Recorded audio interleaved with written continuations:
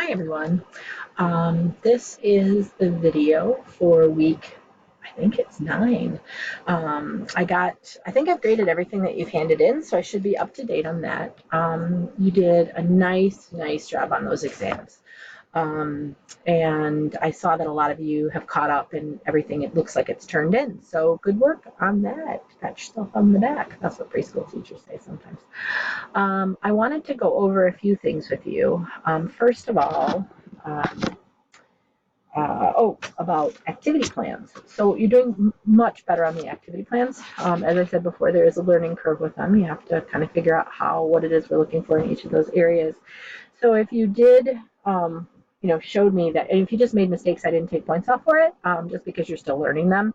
If there were areas that are blank or completely wrong, I might have taken a couple points. But for the most part, it's you just have to keep trying.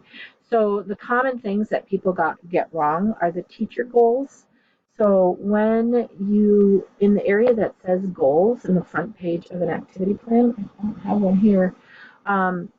Yeah, I do. Actually, I'll just hide this to the same. In this part where it says personal goals, oh, you know what? I changed that activity plan. Never mind. So where it says personal goals, that's a goal for you. And some people make the mistake of saying like, my goal for myself is to help them learn their letters. That's actually not a goal for you. It's a goal for the children. You want to do a goal for your teaching. What do you want to improve as a teacher? And everybody has areas of improvement. I could still I've been doing this forever, and I could still fill out an activity plan and name a goal for myself in every class that I do, even teaching in the adult ed world. You always should be setting personal goals, regardless if it's school or home, or we're always trying to improve ourselves in some kind of area. So find a goal for you. You want to talk slower. You want to make sure you engage the children before you start the activity. You want something that you can do is the goal. Okay. Second part is when you're writing an activity plan, you want to do it as detailed as you can, detailed enough that a substitute teacher could walk into your classroom and pick up the activity plan and know exactly what to do and say. So when you're doing the introduction for the activity, I want you to use quotes and quote exactly what you would say. So for example, I'm going to say that I'm doing an activity plan on caps for sale. Okay, so what's caps for sale? If you don't know this book, but the first thing I'm going to do is I'm going to first, and this is also something I want to talk to you about in your introduction, you want to foreshadow what it is you're going to be talking about. So if you're talking about letters, you want to show them some letters, ask them what they are. So let's say you're doing a matching letter activity where they have to match first letter to their names. And before you just sit down and say, okay, let's do this, you're going to say, I'm thinking of names, and I'm thinking that Emily has a different sound at the beginning of her name than Michelle, so that you're getting them to think about what it is you're going to be doing. Then you're going to do your activity, and then you're going to follow. So we'll talk about that in a second. And then you're going to, at the end of it, your closing is going to review what it is you talked about. So the idea is when you're learning a concept, if you foreshadow and think about what it is that you're going to be, or you foreshadow what it is they're going to be learning, and then you do it, and then you reflect. That's the complete learning process, is talking about it before, so they're thinking about it when they start, doing the actual activity with learning objective, and then the closing should be making sure that they understood. So in the letter example, you would say, okay, so figured out all the letters for all of the names. Let's go over them. Michelle, and if you have like a puzzle and you show them the MMM is from Michelle. So that's reviewing what it is that they learned. So with in putting this together, if I was reading the book Caps for Sale, and this is also reflection on your readings to the children, the readings that you videotaped, which were excellent, by the way. Before you start a book, make sure you ask them questions about the cover or do some kind of introduction to what the book is about. So if I were doing Caps for Sale, I would say, oh, wow, who do I have here? Oh, he's up in the tree. Look at him. I wonder what these things are here. And look at what I see hiding behind this tree. There's a monkey. So that they're thinking about what this book could be about. Well, obviously it's this guy and these hats, and there's monkeys involved. So before you even start the book, ask them about what the cover is. If the cover doesn't have pictures, talk about the concept. So if you were reading Click Clack Moo, you could say, I'm thinking about some animals that are on the farm. Can anyone think of those of animals that belong on a farm? And then have them talk about it, and then say, okay, now, we've talked about cows and pigs and, sheep, whatever. Then you could say, okay, I'm going to read you a story about a cow and a duck that types.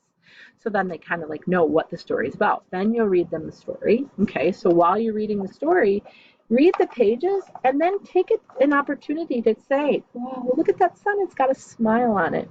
That re-engages them in the story if they're starting to lose it. Make sure that you ask them a question. Oh, look at him. What color are his shoes? I wonder what he's thinking when he's waking up. Not on every page, but especially if you're starting to lose the children. If you say their name, so if I say, Mindy, did you see on this page, there's a thing, just hearing their name sometimes just jolts them back into paying attention. So use that. Survey your audience with your children, make sure they're listening, and if not, use these to re-grab them. At the end of the story, when you get to the end of it, you're going to close it, and then you're going to, as part of an activity plan, so if I was reflecting, I would say, you could look at the back, you could look at the whole page and reflect on what the story was about again. So who is this right here? It's the peddler. Okay, the peddler, look at, here's his hats. And then ask him, what did the monkeys do, so that they can tell you the story back. So in doing an activity, that's best practice. Now, when you write an activity plan and you're writing that motivation and that kind of thinking about what the activities can be, make sure you write quotes. So say, quote, children, I have a story for you today. Let's look at the cover. Unquote. Show them, and then show them the book. Quote, who is up in this tree? Who do you think it is? What do you think he is? He's got black and white clothes on. What do you think he is? So make sure that you're writing exactly what you would say to the children, because what happens is we want you to look at this activity plan before you do an activity and remember what it is you wrote, and you'll be able to read it. And that way, when you actually sit down with children, you'll have thought it through already. Okay, so it'll give you more. I mean, obviously you're not going to read off the activity plan, but you've read it at least twice because you wrote it and you reread it before the activity plan. It should prepare you into doing that. The Wisconsin Model of Learning Standards. Some of you have not had the training. If you have not had the training and I knock you for points, make sure you remind me and I'll give you those points back. But if you have had the Wisconsin Model of Learning Standard training, you should be ready to start putting the Wisconsin Model of Learning Standard for the activity.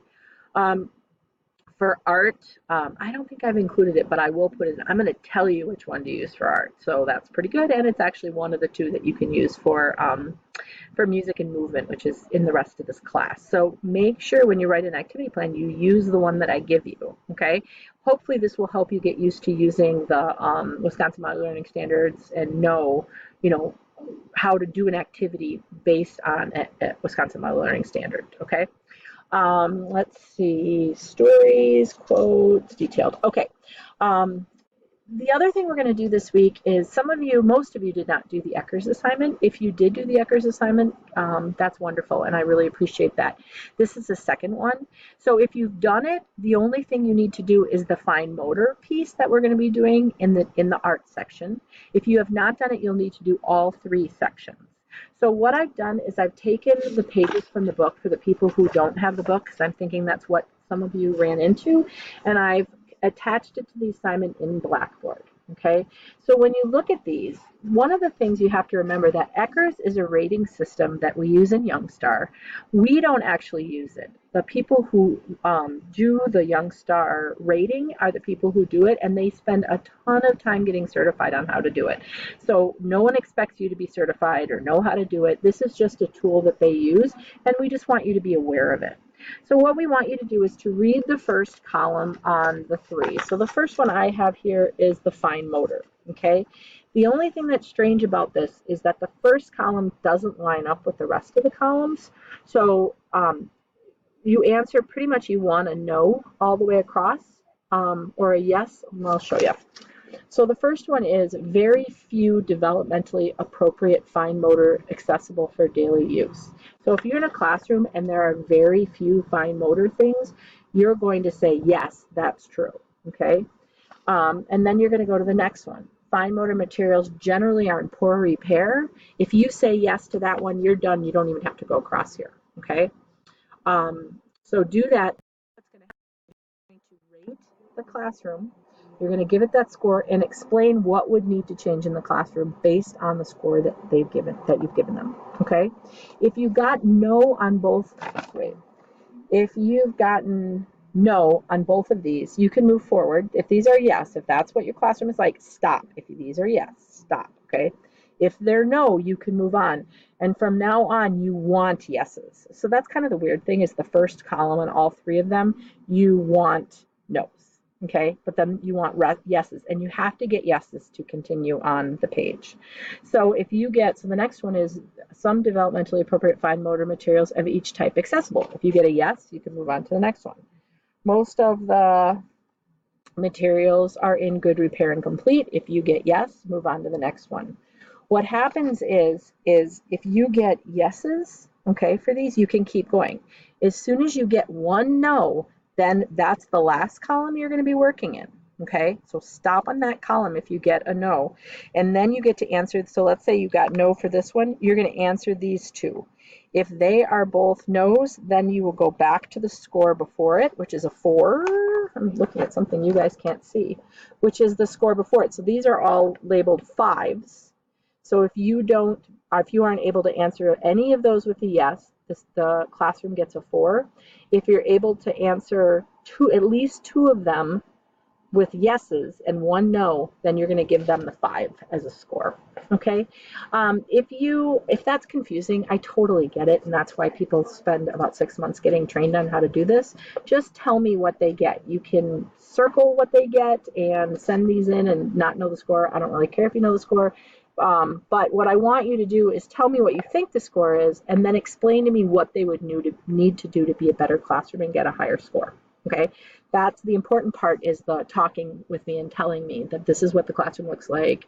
They got a no on this column, and so I had to stop in that column, and this is what they could do to get to the next column. Okay, if they get all of them, the first two things are no, and then the rest of them are all yes, then they get a 7, and good for them, and tell me why they get a 7. So there's 3 different areas in here. The reason I'm giving you the sheets is because there's a number of revisions of this book. Not sure which ones you have, so we're going to follow. If you have the book, fantastic, compare it with mine, and then you can use it. There's some worksheets in the back, there's explanations on the bottom. So if there's an asterisk on any of these, look down here and there's a better explanation. Okay, so give that a shot this week. This week so if we go into folders and we look at week 9, this is what we're going to be doing. You're going to be looking at a PowerPoint on process versus product art. Very important for you to read and think about.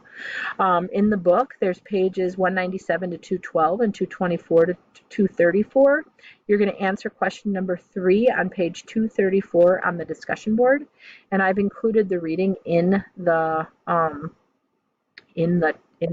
column because there's at least one person who doesn't have the book. Take a picture of an open-ended process art project and download it onto Blackboard. So there's a place to hand that in. Find a process art project. For those of you, maybe Trinity, you might have to take a picture or a screenshot off of like Pinterest or something. Find an example of an activity that shows process art, even if it isn't one that children actually do. Some of you I know are with groups of children, so you won't have any problem with that. Some of you are not. And if that's the case, just find a screenshot of an activity that you found that is process art. Fill out a creativity rating scale. So in the Blackboard, there's a creativity rating scale. So I want you to think about why it's process. You can fill it out. It's pretty self-explanatory. And then download that. Complete the Icarus assignment that I just explained, and share on discussion board 2 separate plans for process art projects. Well, all I need you to do is explain 2 different art projects, how they would be, or what the process would be. So let's say you have, I'm just looking around my desk to see if there's anything.